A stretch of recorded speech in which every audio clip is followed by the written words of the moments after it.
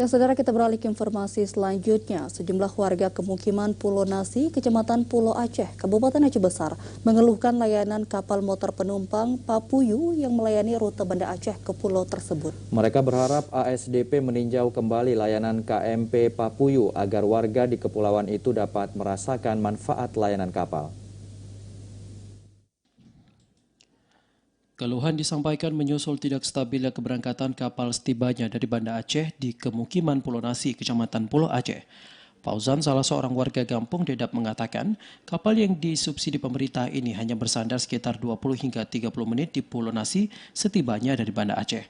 Akibatnya warga Pulau Nasi yang akan menuju Banda Aceh tidak dapat menggunakan layanan Papuyu dikarenakan singkatnya waktu. Mereka terpaksa menggunakan bot nelayan yang dinilai memiliki jadwal keberangkatan yang stabil. Begitupun terbatasnya kapasitas bot membuat warga tidak dapat mengangkut seluruh barang bawaan termasuk hasil pertanian. Menurut Fauzan, jadwal keberangkatan kapal yang stabil harusnya tidak saja membantu warga, tapi dapat membangkitkan sektor pariwisata. Kapal Papuyu hendaknya kalau jadwal ke Pulau Aceh hendaknya bisa singgah lah.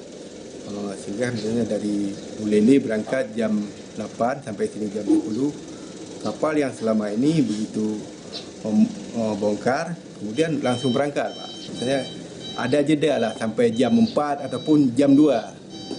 Kan misalnya kalau sudah begitu, misalkan ada teman-teman ataupun teman kita ataupun masyarakat dari Banda Aceh yang mau ke pulau, yang mau ada kepentingan apa, bisa lah. Ataupun ada yang mau melihat Pulau Aceh, gimana keadaan Pulau Aceh.